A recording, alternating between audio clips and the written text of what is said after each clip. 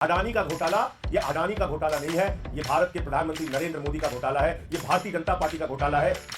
Rail Adani को, cell Adani को, कोयला की खदान अडानी को, गैस अडानी को, पानी अडानी को, बिजली अडानी को, सड़क अडानी को, सीपोर्ट अडानी को। जीरो लगाते लगाते आप थक जाएंगे। जब हिंडनबर्ग की रिपोर्ट का खुलासा हुआ तो 8,50,000 करोड़ रुपए हिंदुस्तान के लोगों के डूब गए थे। देश के लोगों का लाखों करोड़ रुपए डूबा है और उस भ्रष्टाचार में सीधे तौर पे भारत के प्रधानमंत्री नरेंद्र मोदी और उनका एक दोस्त जिसका नाम है गौतम अडानी वो शामिल है। मुझे इतनी बात कहनी थी। आपका कोई प्रश्न?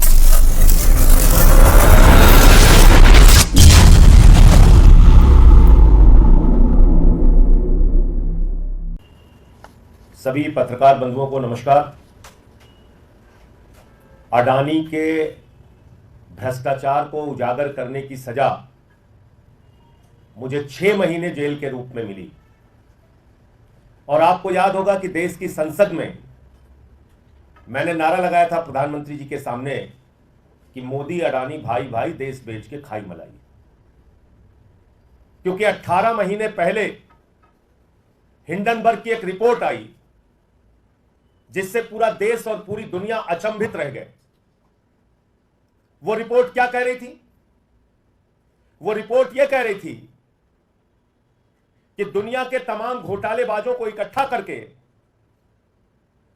भारत से मनी लॉन्ड्रिंग करके अडानी ने हजारों करोड़ रुपए मॉरिशस में फर्जी कंपनियां बना के चैन चुंग लिंग, नासिर अली, इन लोगों के माध्यम से फर्जी कंपनियां बना के हजारों करोड़ रुपए लगाया और उन्हीं कंपनियों के जरिए गौतम अडानी का भाई विनोद अडानी भारत में शेयर बाजार को बढ़ाने के लिए, अपने कंपनियों के शेयर को बढ़ाने के लिए, अपने कंपनियों के शेयर को ओवर वैल्यू करने के लिए, यानी वास्तविक वैल्यू शेयर की उतनी नहीं है, उसमें फर्जी कंपनियां बना के विदेशों से पैसा लगाया गया और शेयर का दाम बढ़ाया गया।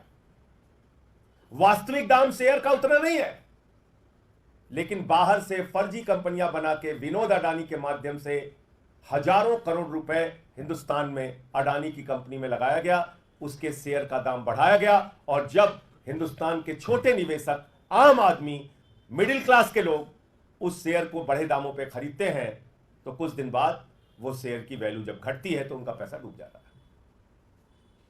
और याद रखिएगा, न्यू पेंशन स्कीम, देश के लाखों कर्मचारियों की पेंशन, एनपीएस, उसका पैसा भी शेयर मार्केट में लगता है। एलआईसी का पैसा भी शेयर मार्केट में लगता है। और अगर वहां यह घपला और घोटाला हो रहा है तो अडानी का पैसा नहीं डूब रहा है, इस देश के आम आदमी का पैसा डूब रहा है। यह सरल भाषा में हमें समझना चाहिए। यह अडानी का पैसा नहीं डूब रहा है, उसने तो भ्रष्टाचार कर रखा है। यह देश के लाखों करोड़ों लोगों का गाढ़ी कमाई का पैसा जो शेयर बाजार में वो लोग लगाते हैं, वो पैसा डूब रहा है। और कितना डूबा आप कल्पना कर सकते हैं? अगर मैं इस प्रेस कॉन्फ्रेंस में कहूं तो जीरो लगाते लगाते आप थक जाएंगे। जब हिंडनबर्ग की जीरो लगाते लगाते आप थक जाएंगे। जब हिंडनबर्ग की रिपोर्ट का खुलासा हुआ तो 8,50,000 करोड़ रुपए हिंदुस्तान के लोगों के डूब गए शेयर मार्केट में। 8,50,000 करोड़ रुपए। मैंने तब मांग की थी बहुत जोर शोर से कि जेपीसी बनाओ, जेपीसी बनाओ, पूरे मामले की जांच कराओ, सच्चाई तक जाओ। इस देश के लोगों का पैसा डूब रहा है। अडानी ने फर्जी कंपनियां विदेशों में बना के अपनी कंपनियों के शेयर बढ़ाए हैं, उसके दाम बढ़ाए हैं, पैसा गलत ढंग से लगाया गया। खुलेआम ये मनी लॉन्ड्रिंग का मामला है, भ्रष्टाचार का मामला है। एक आवाज नहीं सुनी गई मेरी। जी ने क्या किया? मोदी जी ने कहा इसको पकड़ के जेल में डालो। उठा के मुझे जेल में डाल दिया गया। 6 महीने में जेल में रहा। जुर्म यही था, मैं फिर दोहरा रहा हूं, वो नारा संसद में, मोदी अडानी भाई भाई देश बेच के खाई मलाई। और आज क्या खुलासा हुआ है?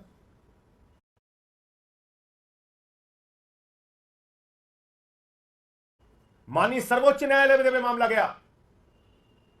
माननीय सर्वोच्च न्यायालय ने कहा इस पूरे प्रकरण की जांच सेबी करेगा। सेबी इस पूरे प्रकरण की जांच करेगा।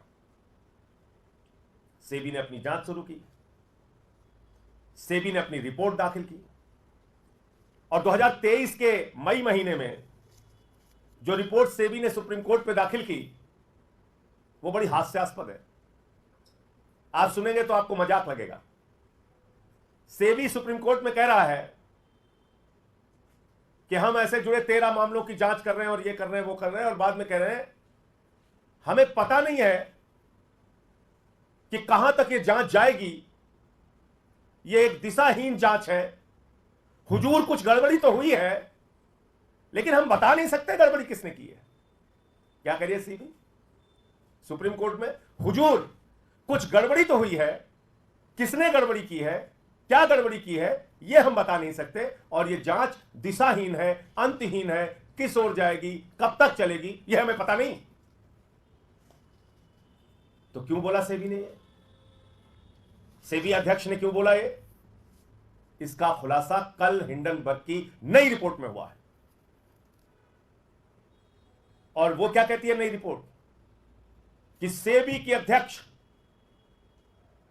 माधवीपुरी बुच और उनके पति धवल बुच ने लगभग $10 मिलियन उन्हीं फर्जी कंपनियों में लगाए हैं, उन्हीं फंड्स में लगाए हैं जिसकी इनको जांच करनी थी। यानी जिस भ्रष्टाचार के मामले की जांच सेबी अध्यक्ष को करनी थी वहीं पर इनका पैसा लगा हुआ है, वहीं पे इनका इन्वेस्टमेंट हुआ है लगभग $10 मिलियन। और ये एक विसिल ब्लोअर के माध्यम से इस बात का खुलासा हुआ। आप मुझे बताइए, जिन कंपनियों के, जिनके भ्रष्टाचार के, जिन मामलों की जांच स्वयं सेबी को करनी थी, अगर सुप्रीम कोर्ट ने कहा कि आप जांच करेंगे इसकी, तो माधवी बुच ने क्यों नहीं बताया कि हुजूर मैं जांच नहीं कर सकती क्योंकि हमारा मामला, हमारा पैसा तो और हमारे पति का पैसा तो खुद ही इन फंड्स के ऊपर लगा हुआ है जिसको विनोद अडानी मैनेज करता है, जिसके जरिए हिंदुस्तान के आम आदमी को लूटा जाता है, जिसके जरिए हिंदुस्तान के आम लोगों का लाखों करोड़ रुपए का उनको चूना लगाया जाता है। फिर मैं फिर दोहरा दूं, 8,50,000 करोड़ रुपए शेयर बाजार में 18 महीने पहले इस देश की जनता के डूबे थे, भूलिएगा नहीं। और तब मैंने चिल्ला चिल्ला के कहा था कि यह बहुत बड़ा भ्रष्टाचार है, जेपीसी से इसकी जांच कराओ, और तब मेरी एक नहीं सुनी गई, बल्कि उल्टा मोदी जी ने उठा के हमको जेल में भेज दिया। तो मैं भारत के प्रधानमंत्री से पूछना चाहता हूं, आप भ्रष्टाचार पे बड़ी बड़ी बातें करते हैं, भ्रष्टाचार को खत्म करने की गारंटी देते हैं, भ्रष्टाचारियों को जेल में भेजने की गारंटी देते हैं, और आपने एक तेलंगाना की सभा में कहा था अडानी कांग्रेस को टेम्पू में भर भर के रुपया पहुंचा रहा है। आप देश के प्रधानमंत्री होकर इतना बड़ा आरोप लगाते हैं, और जैसे ही आपकी शपथ ग्रहण समारोह होती है, भारत के सेना के सर्वोच्च पद पर बैठे हुए लोग पीछे बैठते हैं, अडानी आगे बैठता है। यह आपकी असलियत है प्रधानमंत्री जी। इसलिए अडानी का घोटाला यह अडानी का घोटाला नहीं है, यह भारत के प्रधानमंत्री नरेंद्र मोदी का घोटाला है, यह भारतीय जनता पार्टी का घोटाला है, जिसने पूरा देश अपने दोस्त के हवाले कर दिया। हिंदुस्तान के एयरपोर्ट की जमीन, हिंदुस्तान के सारे, लगभग सारे एयरपोर्ट एक एक करके अडानी को दिए जा रहे हैं। रेल अडानी को, सेल अडानी को, कोयला की खदान अडानी को, गैस अडानी को, पानी अडानी को, बिजली अडानी को, सड़क अडानी को, सीपोर्ट अडानी को।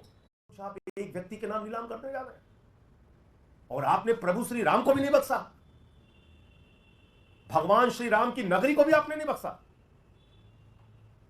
जो जमीन भारतीय सेना के लिए आरक्षित थी, 13,000 एकड़ जमीन आपने उठा के अपने दोस्त अडानी को दे दिया, अयोध्या में, प्रभु श्री राम की नगरी में।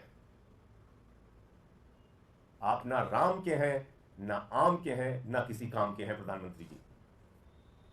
आपका एक ही मकसद है, अपने दोस्त के नाम पूरे देश को नीलाम करना। और इसलिए अब यह जो मामला सामने आया है, सेबी अध्यक्ष की सारी जांच बेबुनियाद है, निराधार है, और अडानी के किसी भी मामले की जांच में दी गई, उसकी कही गई बात और रिपोर्ट का कोई मतलब नहीं है जो सुप्रीम कोर्ट में उन्होंने दाखिल किया है। माननीय सर्वोच्च न्यायालय को इसका संज्ञान लेना चाहिए, क्योंकि तथ्य छुपाए गए, सच्चाई छुपाई गई सुप्रीम कोर्ट से, सरकार ने झूठ बोला सुप्रीम कोर्ट में। अब नए खुलासे के बाद उसका संज्ञान लेना चाहिए, नंबर 1। और नंबर 2, ये सारे घोटाले, ये 8,50,000 करोड़ लोगों का जो डूबा है, इसके लिए कोई और नहीं, भारत के प्रधानमंत्री नरेंद्र मोदी जी जिम्मेदार हैं। जब तक वो पद पर रहेंगे तब तक अडानी के मामलों की जांच नहीं हो सकती, अडानी के भ्रष्टाचार की जांच नहीं हो सकती। प्रधानमंत्री में जरा सी भी नैतिकता है तो उनको अपने पद से इस्तीफा दे देना चाहिए, उनको देश का प्रधानमंत्री बने रहने का हक नहीं है। प्रधानमंत्री इस्तीफा दे, जेपीसी बनाई जाए, तभी इसकी जांच हो सकती है। ज्वाइंट पार्लियामेंट्री कमेटी के माध्यम से इसकी जांच हो सकती है, जो हमारी पहले दिन से डिमांड रही है। तो नई रिपोर्ट में